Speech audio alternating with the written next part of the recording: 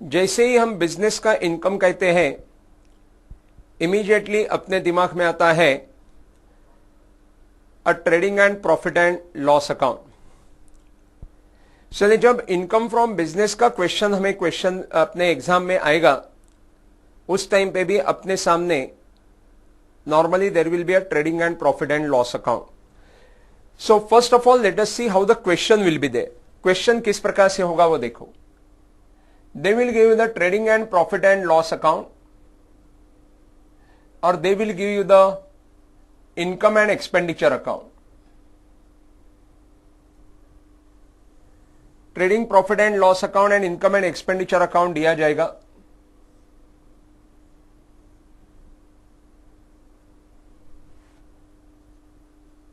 इसमें debit side पे expenses होते हैं, क्रेडिट साइड पे इनकम होता है. बैलेंसिंग फिगर जो रहती है वो नेट प्रॉफिट, और इनकम एंड एक्सपेंडिचर अकाउंट अगर है तो it will be a surplus. फिर इसके बाद में there will be a additional information given to अस.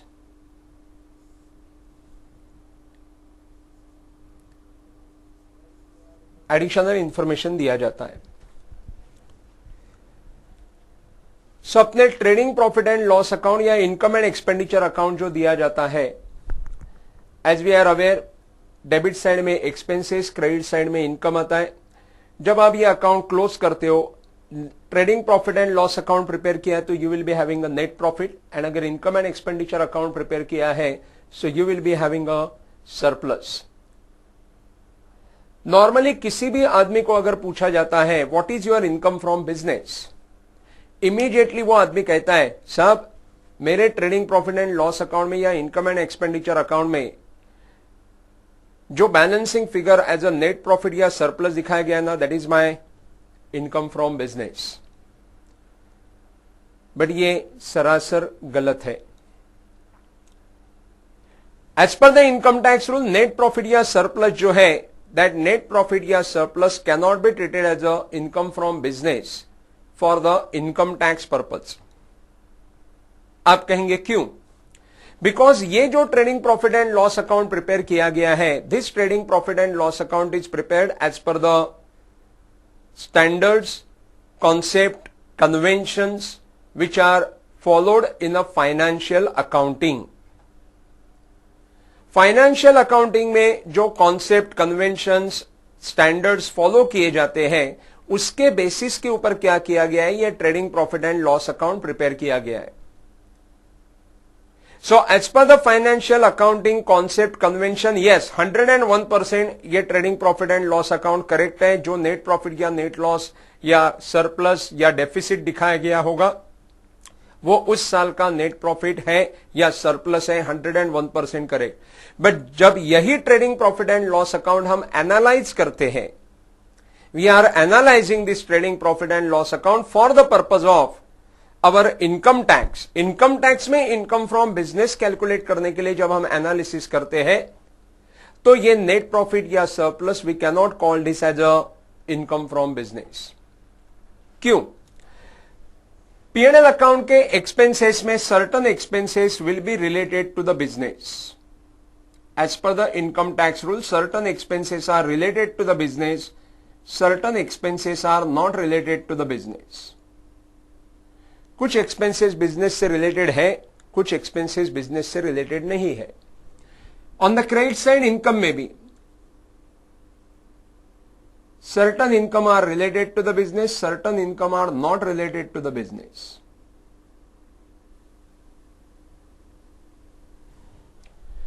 अब आप कहेंगे कि सर ऐसा कैसे हो सकता है? I am giving you the example. See, अपने trading profit and loss account के क्रेडिट साइड में, this is the credit side of trading profit and loss account, जहां पे ये इनकम दिखाए जाते हैं. हम दिखा देते हैं बाय ग्रॉस प्रॉफिट, उसके बाद में हम दिखा देते हैं by discount received. After that there will be a dividend received, then there will be a interest received, then there will be a profit on sale of asset,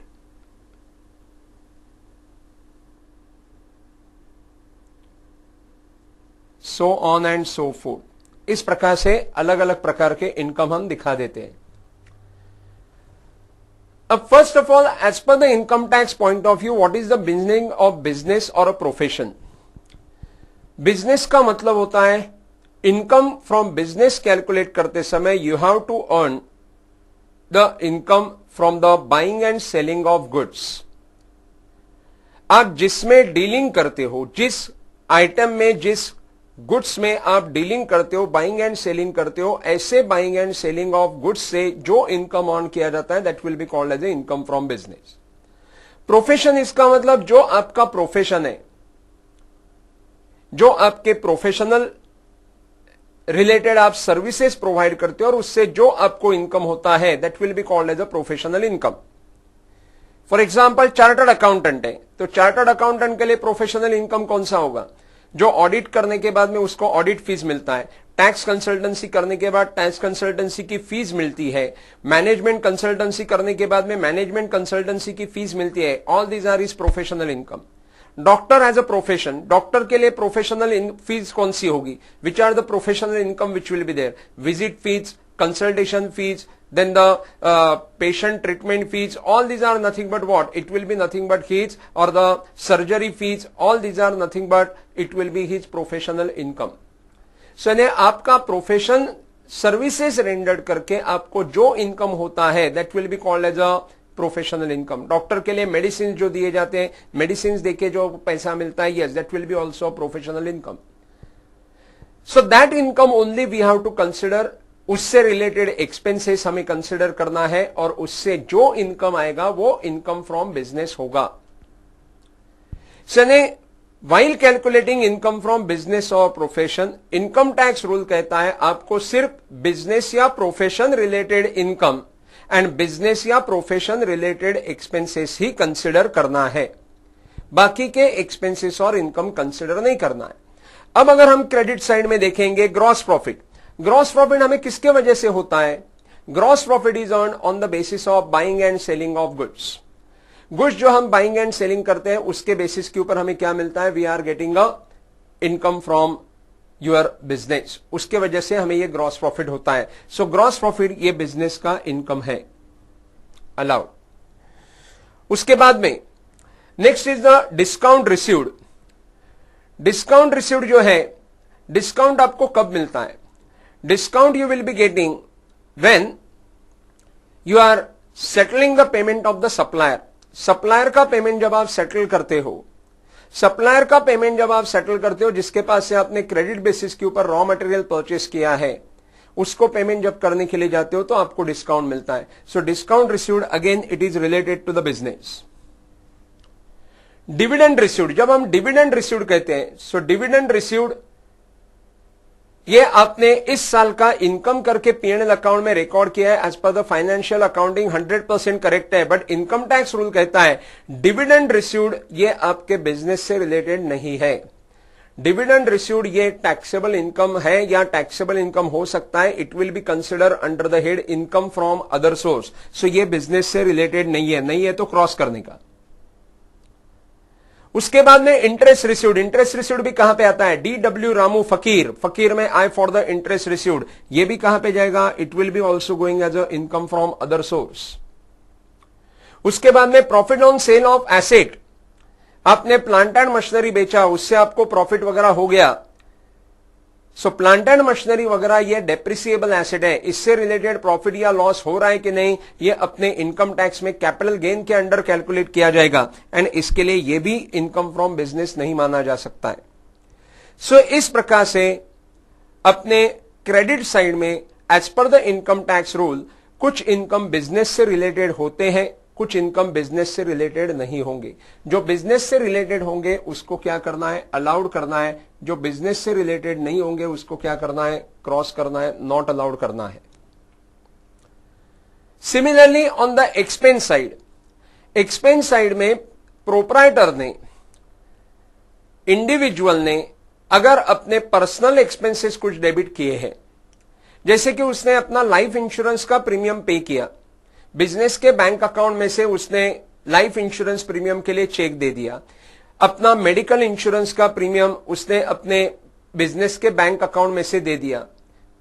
अब उसने उसका ये करंट ईयर का एक्सपेंस है, उसने P&L account में record कर दिया, बट इनकम टैक्स रूल कहता है ये बिजनेस से रिलेटेड नहीं है, ये प्रोप्राइटर का अपना पर्सनल एक्सपेंस है। All these are the proprietor's personal expenses. ऐसे बिजनेस से रिलेटेड जो एक्सपेंसेस नहीं होंगे और वो अगर P&L अकाउंट में रिकॉर्ड किए तो हमें नॉट अलाउड करना है। तो फिर बिजनेस से रिलेटेड एक्सपेंसेस कौन से? स्टाफ को सैलरी पे किया होगा, उसके बाद में ऑफिस का रेंट पे किया होगा, एसेट के ऊपर का डेप्रिसिएशन वगैरह आता है। इस प्रकार के एक्सपेंसेस किससे रिलेटेड माने जाते हैं? इस पे ये एक्सपेंसेस जो है it is consider to be related to your business. अब यहां पे बिजनेस से रिलेटेड एक्सपेंस होंगे तो उसको अलाउड करना है, बिजनेस से रिलेटेड एक्सपेंस नहीं होंगे तो उसको नॉट अलाउड करना है। सो इस प्रकार से जब हम अपना trading profit and loss account देखेंगे तो इनकम टैक्स रूल से, as per the income tax rule, P&L account में जो बिजनेस के एक्सपेंस होंगे उनको अलाउड किया जाएगा, बिजनेस के एक्सपेंस नहीं होंगे उसको अलाउड नहीं किया जाएगा। इनकम साइड पे बिजनेस का इनकम होगा उसको अलाउड किया जाएगा, बिजनेस का इनकम नहीं होगा उसको अलाउड नहीं किया जाएगा। उसके अलावा P&L अकाउंट के एंड में इंफॉर्मेशन बताई होगी, उसमें कुछ एक्सपेंसेस ऐसे होंगे, एक्सपेंसेस जो बिजनेस के हैं but not recorded in P&L।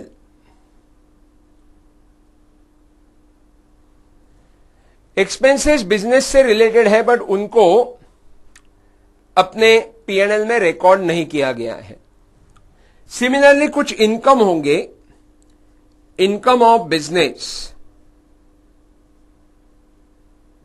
But not recorded in P&L।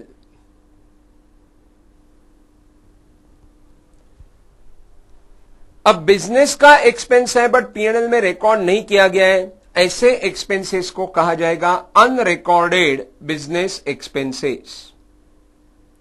Unrecorded business expenses, it will be called as unrecorded business expense. और जो इनकम बिजनेस से रिलेटेड है बट P&L में रिकॉर्ड नहीं किया गया है उसको कहा जाएगा unrecorded business income. In short this will be called as a unrecorded business expense UBE and this will be called as a unrecorded business income, that is UBI। यानी जो एडिशनल इंफॉर्मेशन होगी उस एडिशनल इंफॉर्मेशन में से हमें ऐसे expenses को ढूंढना है कि जो एक्सपेंस बिजनेस से रिलेटेड है बट कहां पे रिकॉर्ड नहीं किए गए हैं, P&L में रिकॉर्ड नहीं किए गए, that will be called as a unrecorded business expense. जैसे याद करो जब आप 11th स्टैंडर्ड में 12th स्टैंडर्ड में थे तब आपको ट्रायल बैलेंस के नीचे बताया जाता था purchases not recorded in books of accounts. So purchases not recorded in books of account we used to call as unrecorded purchases. Then sales return not recorded in books of accounts, we used to call that as unrecorded sales return. Similarly expense business से related है but P&L में record करना बाकी रह गया है उसको हम कहेंगे अनरिकॉर्डेड बिजनेस एक्सपेंस यानी UBE। इनकम जो बिजनेस से रिलेटेड है but not recorded in the P&L account that will be called as unrecorded business income, that is UBI। अब इसके बेसिस के ऊपर हमें क्या करना है, we have to find out what will be the taxable income from business और a profession. सो इसके बेसिस के ऊपर हम ये फाइंड आउट करेंगे कि टैक्सेबल इनकम फ्रॉम बिजनेस या प्रोफेशन कैसे कैलकुलेट करना है।